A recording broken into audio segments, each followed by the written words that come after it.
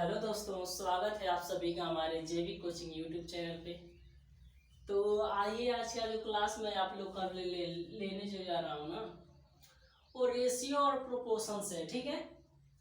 ये जो बताए जाएंगे आपको जीरो से हीरो तक, ठीक है।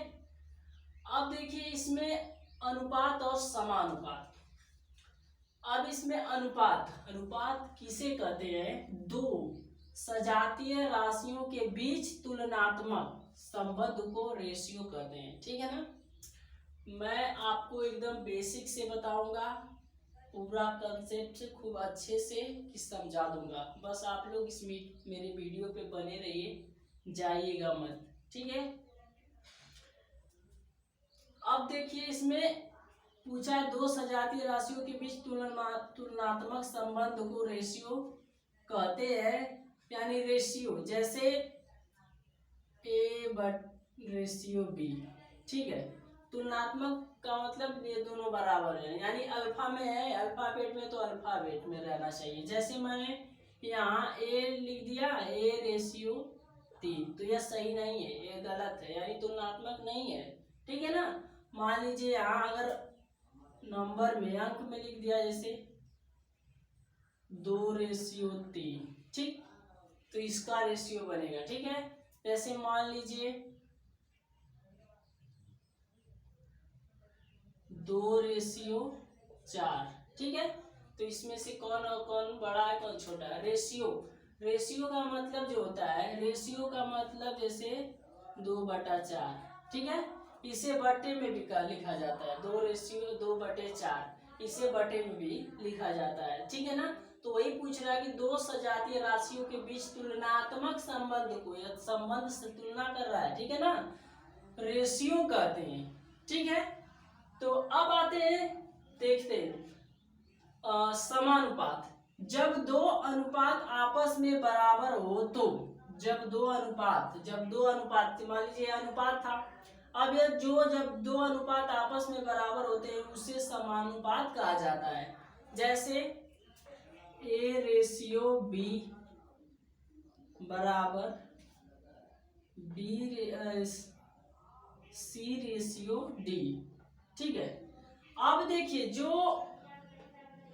यही जो अनुपात क्या है, आपस में दोनों क्या है, बराबर, ए रेशियो बी और सी रेशियो डी। तो जब दो अनुपात आपस में बराबर हो तो उसे समानुपात कहते हैं। तो यानी यह हो गया समानुपात, यानी ए रेशियो बी, यानी यह जो बराबर नहीं, यानी इसे देखिए रेशियो का चिन्ह है, ठीक है। यानी इसे बराबर भी, इस रेशियो को बराबर में भी लिख सकते हैं, और सी रेशियो डी, ठीक है। तो इसी को क्या कहते हैं, यानी समानुपात कहते हैं। तो आप इतना समझ गए होंगे, ठीक है ना। तो अब आप, बहुत इंपॉर्टेंट है, आप इसे चाहे तो स्क्रीनशॉट ले सकते हैं, तो स्क्रीनशॉट ले लीजिए। तो चलते हैं, आप ले चुके होंगे, तो आइए देखते हैं। जैसे ए रेशियो बी बराबर सी रेशियो डी, ठीक है ना। तो अब देखिए इस रेशियो में क्या किया जाता है, इसका जैसे गुणा कैसे किया जाता है। मान लीजिए इसका बाहर का बाहर में गुणा और अंदर का अंदर में गुणा, ठीक है। बाहर का बाहर का गुणा और अंदर का अंदर में गुणा, ठीक है। तो अब देखिए जैसे ए रेशियो, जैसे ए गुणे डी और बराबर बी गुणे सी, यानी बाहर बाहर का गुणा, अंदर अंदर, हमेशा आउटर आउटर का गुणा और इनर इनर का गुणा, ऐसे करेंगे, ठीक है ना। जैसे मान लीजिए यानी इस फार्मूला, अब जैसे इसे देखिए ए रेशियो बी बटे, देखिए ए रेशियो जो बी है ना, इसे हम बताए ना कि रेशियो का मतलब भी बटा भी होता है, तो ए बटे बी लिख सकते हैं, ठीक है, और बराबर, और सी बटे डी। अब क्या करेंगे, इसको क्रॉस गुणा कर लेते हैं, यानी इसका बराबर का मतलब क्या होता है, क्रॉस गुणा। तो चाहे हम लिख देते हैं यहाँ पर बी सी बराबर AD। ठीक है, तो आ गया ना। तो इस तरीके से मैं अब आपको यह समझा दिया और इस पे सवाल भी बताऊंगा। आपको पहले बेसिक से छोटे छोटे सवाल बताकर आगे चल के हाई लेवल तक के सवाल बताऊंगा। ठीक है ना, तो यही क्या है, इसी तरह से हम बनाएंगे। चलते हैं।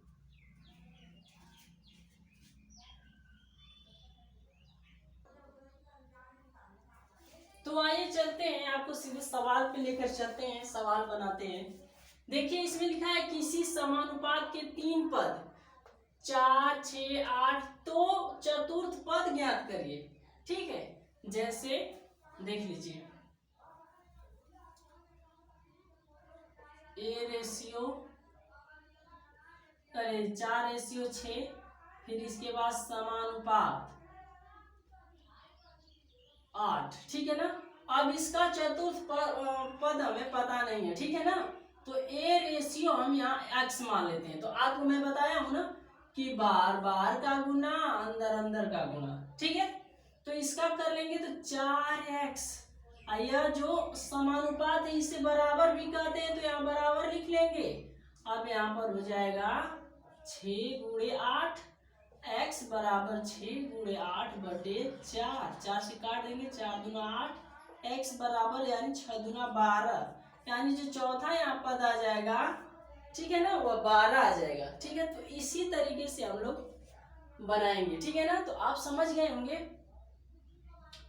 अब चाहे तो इसे देख लीजिए, 1 मिनट, इस तरीके से 4, देखिए मैं बताया ना कि रेशियो का मतलब होता है बटा में, तो 4/6 और बराबर 8/x मान लेंगे।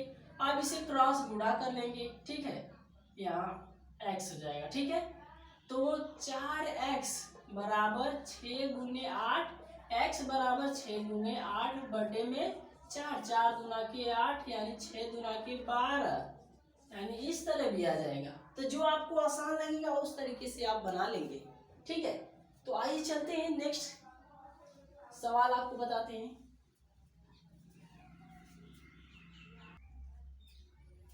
तो आइए चलते हैं अगले क्वेश्चन पे।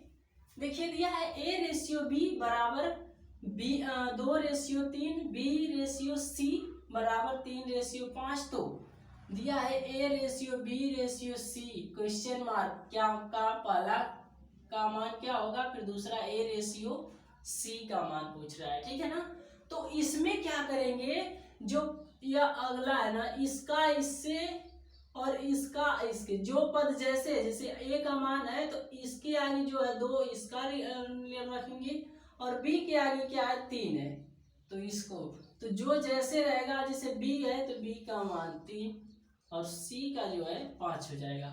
ठीक है, तो हम इसे लिख सकते हैं A रेशियो B। ठीक है, तो यहाँ 2:3। ठीक है, अब इसके बाद है B रेशियो C, तो 3:5। ठीक है, यानी A का पद अगला है यानी 2 और B का है C, यानी बढ़ते में, यानी A जैसे जो आगे है तो उसका अगला वाला, और B के आगे यानी यह है तो इसका, यानी B के A के बाद 2 है तो 2 को, अब B के सामने 3 है तो 3 को लिखेंगे, यानी इसके सामने सामने ऐसे लिख लिए। ठीक है ना, अब क्या करेंगे, इसका मान पूछ रहा है, तो A का हो गया, A का 2 और B का यानी सेम है, तब तो काम बन जाएगा। तो यानी A रेशियो B रेशियो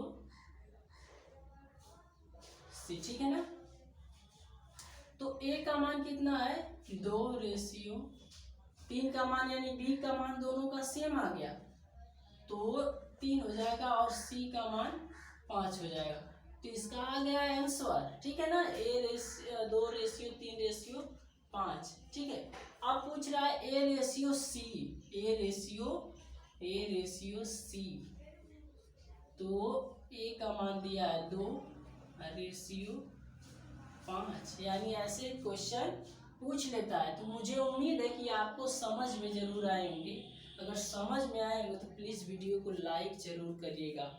ठीक है ना, लाइक और सब्सक्राइब। और आप जैसे पूछ लेगा आगे तो मैं अब अगले वीडियो में बनाऊंगा, ठीक है ना। आज के लिए बस इतना ही। तो मुझे उम्मीद है कि समझ में आया होगा। अगर समझ में आ गया तो प्लीज़ वीडियो को लाइक करिएगा।